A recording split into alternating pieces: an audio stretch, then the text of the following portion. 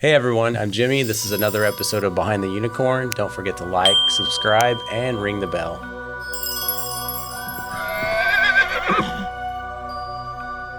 Today we have a guest, Amy McCord Jones. Welcome. Thank you for having me. Yeah, you bet. Thanks for coming. I like your shirt. Thank you. I wore it for you. Actually, I wore this shirt yesterday because we were going to do this yesterday, and then I wore this shirt 2 days in a row just for you. I even went and networked in it. I even networked in it and let people see me in it 2 days in a row. That's awesome. Just for you. Well, I like it. It goes into one of my questions later. This is a cactus. It is cactus. Yeah. Cactus or cacti? We'll find out. All right. So Amy McCord Jones with Flower Moxie. What is your least favorite flower? What flower do you hate? And what was your favorite flower? That's tough. So the flowers I hate are for different reasons. It's not so much for beauty because I ship flowers. I tend to hate the really fussy ones. So the one that's like really on my list right now is anemones.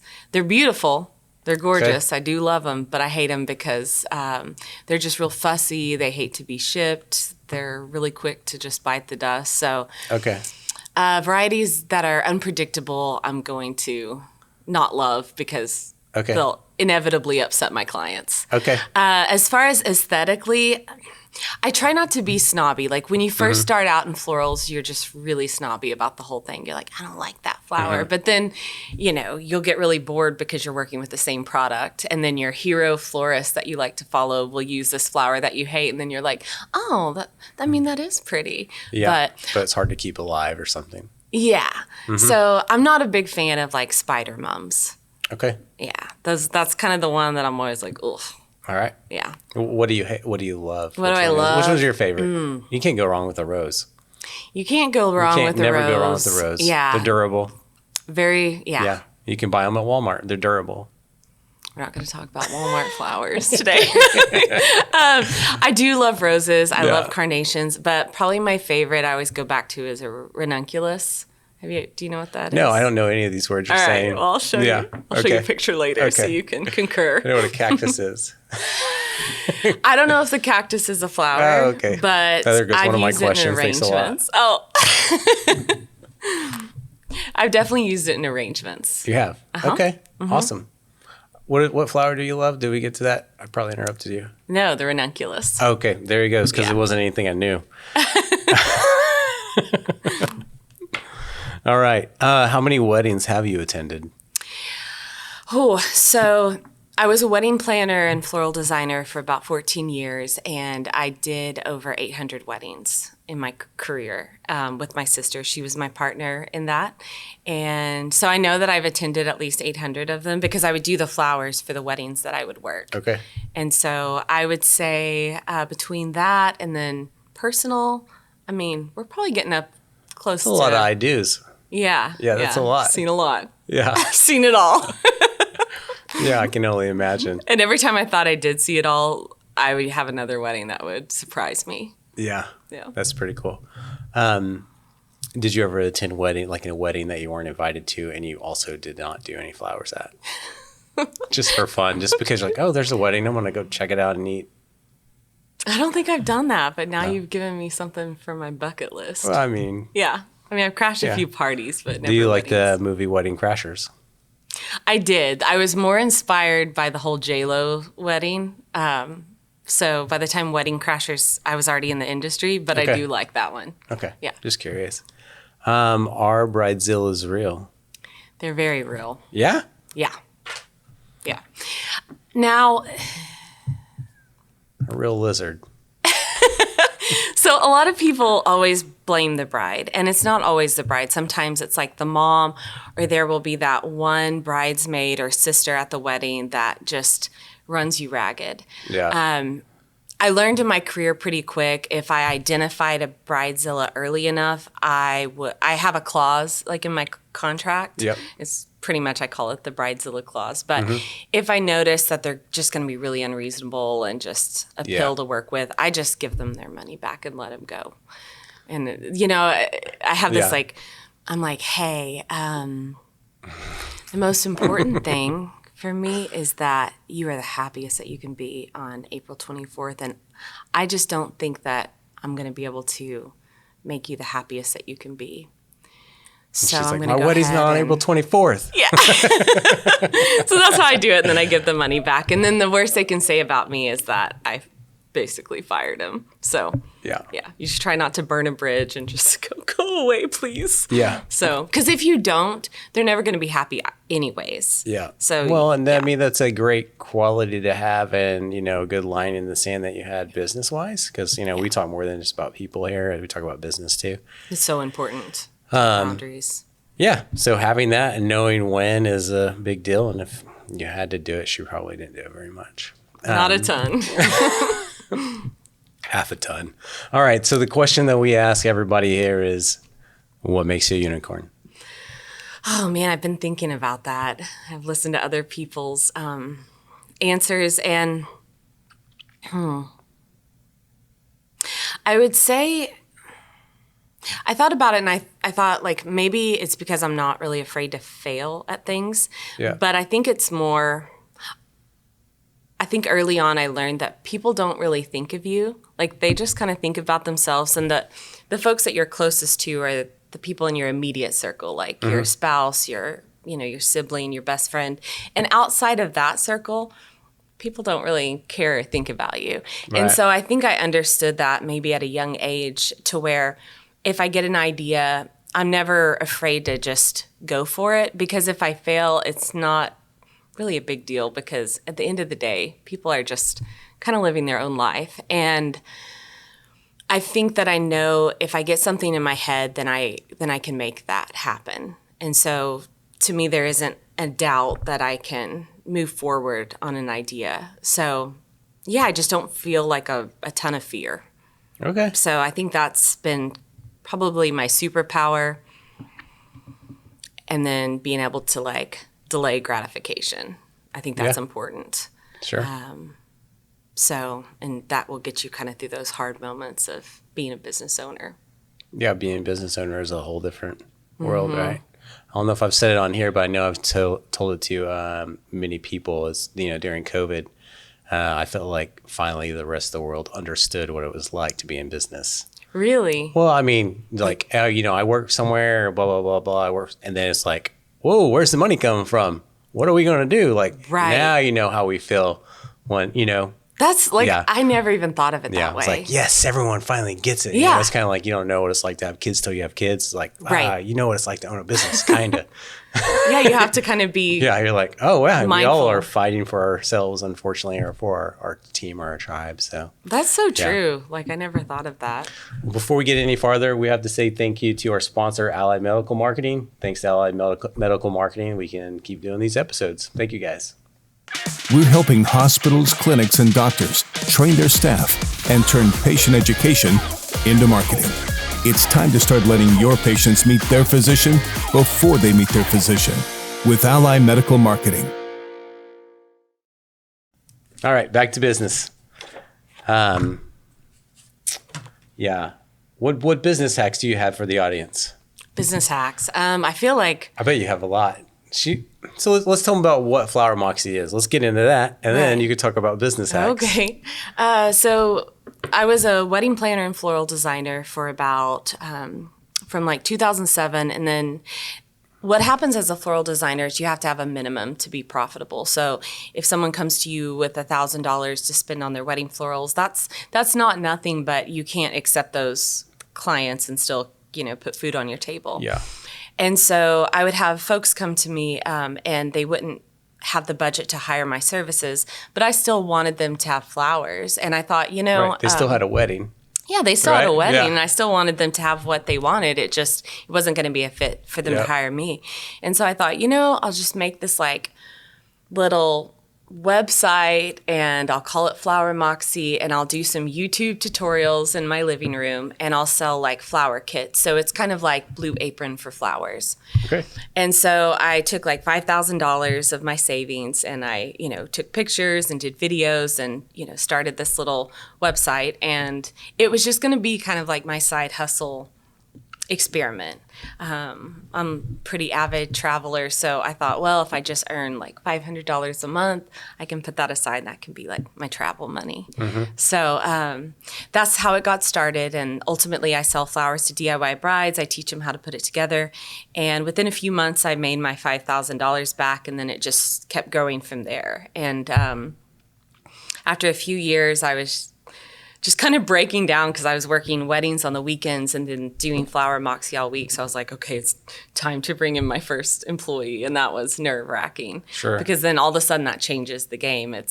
You can't just walk away like you're responsible for somebody else's livelihood. You got to put what's like in here into someone else too, right? Yeah, there's that aspect. But then And they have to care.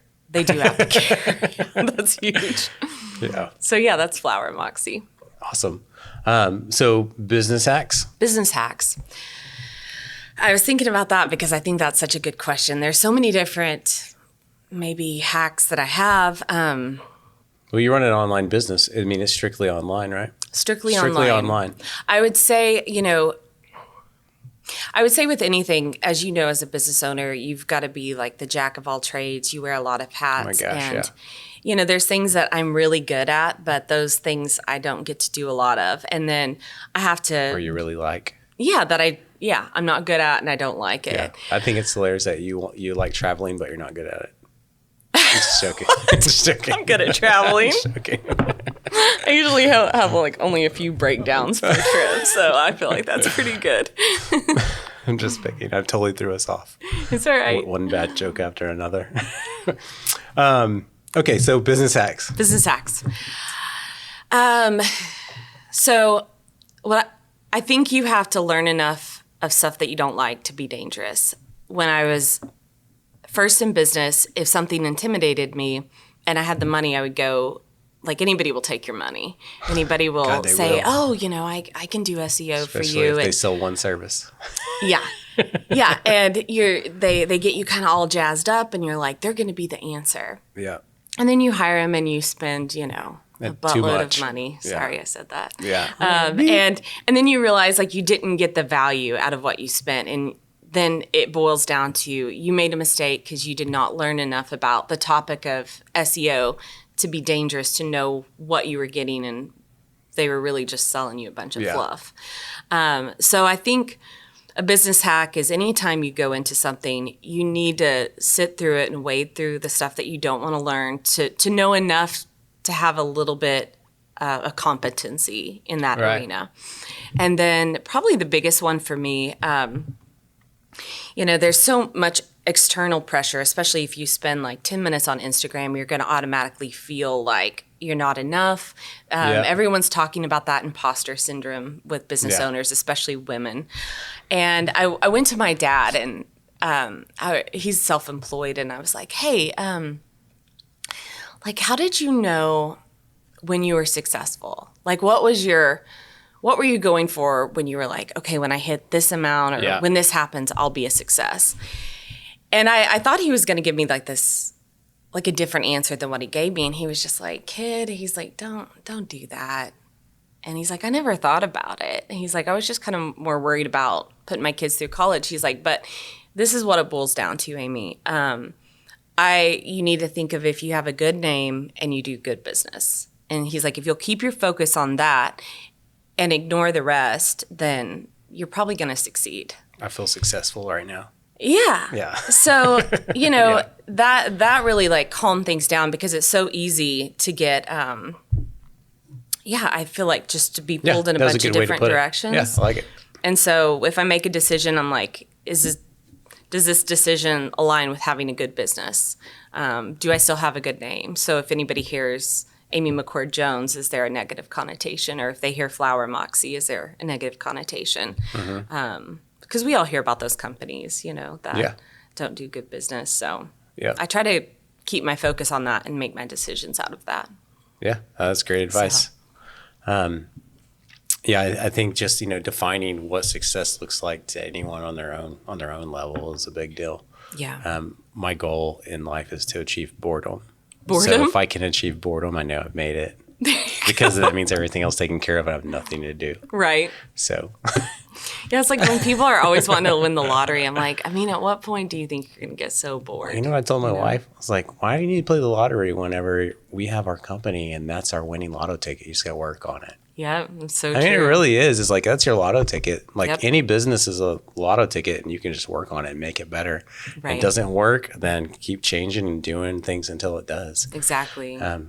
I don't know. Because you own it. And, you know, before I was self-employed, I had gotten laid off before, and you can be doing a fine job, but walk in, and if there's cuts and you get cut, then Yeah. yeah. So Speaking to the Instagram stuff, like get on Instagram, seeing like, oh wow, that was a really cool video, but the really cool video might be like from someone that doesn't have a job, right? Right. And then you're like, and it's like playing in your mind. You're like, oh, I wish I had some stuff like that.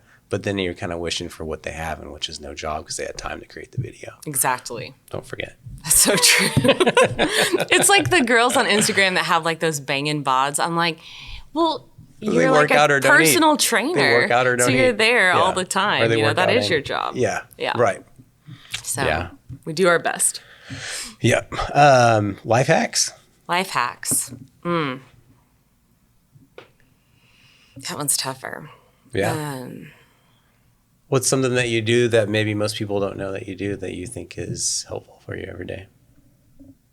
I think in life and in business, I think having a really optimistic internal monologue is important. Your self-talk. Yeah. Yep. Yeah. And, you know, when I'm by myself, I will kind of verbally talk things out. And I find that that's pretty helpful. If I just, you know, like if there's a problem that you just keep rolling over and over and over, and it's like, okay, what's going on here? Like, why do you feel so spicy about this situation? Or why do you feel Spicy, so, I like it. yeah. Why do you feel so Spicy. What discouraged? does that mean? Mad or you just feel? Yeah, like you're upset, like Okay. you just feel disgruntled or Okay. at you know, unease. I've never heard I feel spicy. Yeah. So now you'll know next time you're like, I'm feeling real spicy about Really this. hot, spicy. Extra spicy. Yeah, no, it's real. Feeling really nacho cheese. Well, now you're I don't just, even know what that means. But we can figure it out. exactly. All right. Yeah. So good. You self-talk. Yeah, I just think You kind of talk it out. yeah, to yourself and- talking it out, and sometimes you just have to. And this might go back to sideline. I was raised kind of in like a more evangelical movement. Okay. So my mom was real big on like, you know, name it and claim it and that type of Okay. thing. And so you hear that with a lot of like The Secret and pretty much every religion. But I still, while I'm not a super religious person, I mean, I would consider myself a more spiritual person, pretty much like what everybody says. Yeah, so I'm yeah. basic. I would just say, you know, sometimes you just have to shut down those negative thoughts because it all starts in your mind. Yep. Because as you know, like if you wake up and maybe you're getting discouraged and you're looking at a competitor, you can get yourself worked up into You got a to stop tizzy. looking at it and move on and do something Yeah, else, your whole right? Gotta day is change going to your- be hijacked. Yep. Yeah. Can so, paralyze you. Right. And so if I start thinking like, I don't really, you know, I'm underqualified, and I go through those feelings, like Right. I don't have an MBA, I don't really, But she doesn't need one. well, because I have a forensics degree, you see, and that's become so helpful for me. Yeah, that's cool though. I wanted to do forensics once upon a time. Did you? I mean, I think, yeah, I wanted to do all kinds of stuff when I was airline pilot. I mean, come on, chef. That is so weird. I wanted to be a pilot. And my dad told me, he was just like, I don't know, kid. Is what he told me. So yeah, I went from pilot You want to to always forensics. leave and go for a hike. You always want to go travel. You're not a team player. Exactly. That's my favorite part. All right. What does Moxie mean? So Moxie. Flower Moxie is the name of your business. We kind of talked about it a little bit earlier before we started recording this. But so tell me about what Moxie means. Yeah. So the first time I heard Moxie, I think it's a more popular word now, but back in the day, some old guy said, "You got a lot of Moxie, kid." And I was like, "What does that mean?" He's like, "The Godfather." And I was like, still lost. Yeah. But I think it means like gumption. You're kind of brave. You're scrappy. You're willing to take something on that's kind of courageous. And so I felt like that word made sense because if you're DIYing your wedding flowers, you got to be a little scrappy. You got to be kind of brave to do that. Because, you know, the wedding is a big deal. And if you haven't done flowers before, it can feel daunting. So I thought it was a good name. Well, like, what better way not to get the flower bouquets that you want than create your vision, right? Yeah, like I mean, that leaves a lot of guess game out of it, and you're not getting overcharged because you got the communication barrier. You know what I mean? Right. That's not what I want it to look like. You don't have that, right? I mean, well, then go work on it. Exactly. Yeah, keep working it. Keep working on it. Welcome to being a florist. Yeah. A lot of them.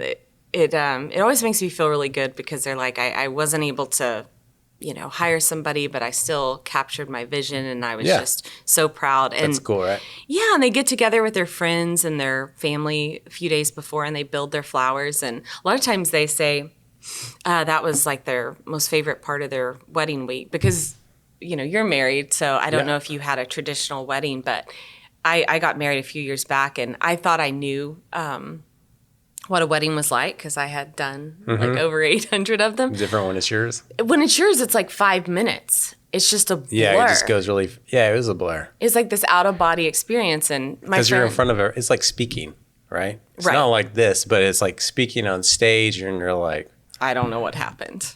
I just know I signed something legal and binding. That means it was spiritual. Just shut up.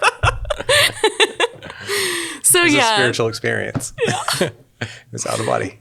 Yeah, it definitely was. My friend was like, "Were you drunk?" And because I said it was like out of body. I just barely remember anything. She's like, "Did you drink a lot?" I was like, "I was stone cold sober. I was too like wound up to drink, you know." Yeah. So. Yeah, it's funny that you said I felt the same way. You're like, this went really fast, and then like it's over. It was like really quick. You're like, I hope I said everything right. Yeah. Yeah. I don't. Yeah. Anyways, what keeps you up at night? Got anything keeps you up at night? Keeps me up at night.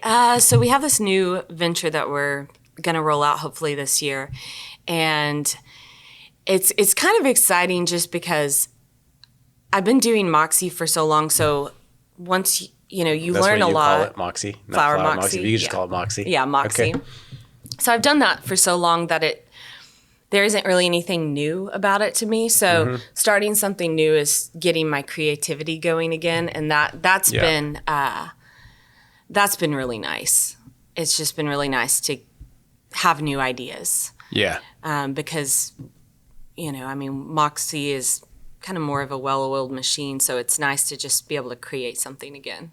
That's from cool. scratch. So I'll start thinking of that. And it's like, well, what if we could do it this way? So those things keep me up at night. And then. So you have another business or another service or another leg of the same business? Yeah. I mean, if you don't want to tell too much, that's fine. I don't mind. Basically, we're wanting to still sell flowers, still e-commerce, but outside of weddings. And so we'll just kind of have a different market segment and just different just like a different voice, different intent. So okay, yeah, just like for just different events. Yeah, I'm thinking Is that what you're saying? Yeah, so like flower bars, kind of smaller DIY kits, and then pre-made bouquets. But yeah, just a little bit of a different angle. Okay, yeah, very cool. I was curious about that because you were saying that you like to travel, and then.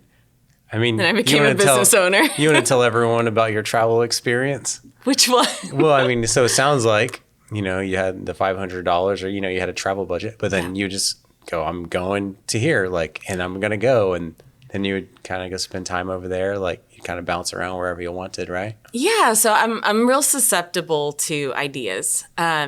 So I remember one night I was watching, Walter Mitty, Secret Life of Walter Mitty. I've heard of it. I can't remember if I've seen it. I can't remember. Yeah, it's a good movie, but there's this moment where he, goes to Iceland and Greenland, and it just looked really pretty in the movie. And it was, I was single at the time, and I don't have children, so, I had like a good time and funds to do it, and I was self-employed. Yeah. And so, it was about midnight, and I just got on Google Flights and bought myself a ticket. Because of the movie. Because of that scene in that movie. Yeah, there you go. Yeah, so I think... Don't let her watch any movies. Yeah. Don't let her watch any movies. That's the It's power true. of video right there. Yep. I tell you, the power of video. It's a good plug. So yeah, I would just like look up a place, and if it seemed interesting, I would just, want to pack a backpack and ramble around. I would just have like these romantic notions, thinking it was going to be like under the Tuscan sun. Were they and- always like as good as you expected when you got there? Or they're like, okay, this is like a nightmare trip. Oh yeah, I've had plenty of those. But even This is in nothing those, like the movie. yeah, Right. nothing is like the Yeah, movies. This is nothing like the movie. There's no music. Yes. Like I had this whole idea that, so after college, I went and backpacked Europe for 4 months, Okay. and I thought it was going to be like, I would pull up into town at the train. I packed two pairs of high heels. I want to start with Yeah. that. Okay. So we're already off to, Yeah. like, we already know that the Not wheels gonna are going work to come out. off of this Yeah. trip. But yeah, I just had this whole thing that I was going to like pull into town. There would be a hostel and a cafe, and then there would be some Good like coffee. beautiful fella that Yeah, was like yeah. really excited to meet me. And I thought I would look like beautiful and have my heels and my dress. And I mean, You're hot, like sweaty, and oh, a backpack. I just, Yeah. you've got like a 50-pound backpack with your Yeah. high heels in it. You're not in the center of town. There You're isn't a carrying hostel. stuff they're not going to use. Oh yeah. You just start leaving stuff behind. Yeah. Like my heels are out in the Czech Republic somewhere. That's funny. Yeah, but I would like really romanticize things and get there, and life would, Be there. life would be waiting Yeah. for me. But in that, I feel like I learned so much about myself, because had I have gotten the experience that I predicted or wanted, then I would have learned nothing. And maybe it's like that with business too. Mm-hmm. It's like you think it's going to be a certain way, but if you didn't get hit with, what life hands you, then you wouldn't learn Yeah. anything and you wouldn't grow. Yeah. As for business, for me personally, my goal is to create a machine or like something that's can work on its own, and it just like keeps growing, and it functions itself, and it's like you can't stop it. Like that's my goal. Okay. So kind of. How's it going with your goal? I mean, it's coming along. Yeah. I mean, we're working Still on it. chipping So away at if we're it. not working on it, then it wouldn't happen. But yeah, true. you're here today, so we're working on it. Yeah. That's interesting about so travel versus doing something new. I figured like you traveling, and then you have this online business. I think online business. I think systems, processes. Yes. Like all this stuff that actually doesn't align with the traveler you just explained. Right. It seems complete opposite world. Correct. So whenever you were saying that, I was am I right? Absolutely. So I think I'm like this hybrid braid of like conservatism, not in like a political She's different sense. than anyone else. Okay. Just joking. We all know I'm basic. But she's But yeah, hybrid. like I want to be Yeah. free spirited. But then, like you have to be very methodical. And that's part of what I've had to change about myself, because you can't run all willy nilly, Mm-hmm. especially when you have employees and a team. If they're always going to like what your whim is that day, then you can't scale or systemize anything. And so there's been a lot of deliberate discipline that's had to come out of Yeah. saying, okay, well, we're going to make this, the way that we're going to do things, and then I can't override myself. Yeah. So I have to put like some restrictions on myself. No, it sounds like vision based. I would say big vision. Yeah. And you're okay trying things over and over until you get it right. And you're okay trying new things on a Yes. whim. Yes. And yeah. Yeah. I think it sounds like you're doing great. Well, I mean, as it like you never feel like you've got it all together as a business owner, but Yeah. I think like what you said makes sense. As long as you just keep chipping away at it, then Yeah. you're moving in the right direction. Yeah. So Yeah. So we haven't created, I always say, I want to create a monster. I want the monster to live on its own, Ooh. Like, Little I want it to be Frankenstein? like, I want it to be like, oh, well, we got this going on. So that means we have to have this. And just because we have this, that means we have to do this. And they just keep going in a circle. They just like keep feeding each other. Mm-hmm. And so it's like, well, you can't, it just keeps growing. To me, it seems really simple, but getting there it's is not. Yeah. Yeah, I know Good we luck both with that. understand that. So I don't have anything keeps you up at night? Did we ever answer that? Yeah. The new ideas keep me up at night. New ideas. Yeah, because I Okay. get bored easy. Okay. Do you lose sleep, or are you just kind of, because I hit the bed, I just go to sleep. You lose sleep over new ideas? I do. Yeah. Okay. And like if there's been, like if a client's upset, like if her flowers were delayed or Yeah. something died, and Something out of your control that's supposed to be your fault, right? yeah, that one always hurts. They call that, well, it's your business. I know. Yeah, I and got you it. just have to throw money at the problem. Yeah. And if you can't do that, and you, like if you're not willing to just bite the bullet, then you shouldn't be in business as far as I'm concerned, because it hurts, but Yeah. you just have to be able to move past it. Yeah. And then, that sounds like, you have good customer service. We do have really good customer service, but it is hard when folks don't follow the rules, and you still have to try to fix it for them and pay for that. So Yeah. but yeah, you just got to do it. So, closely related to other questions we've asked, why do you do what you do? I think so. I feel like at this point I'm institutionalized in the sense that I can't go back to working in at a corporate job, or go back to being a chemist or work in the lab.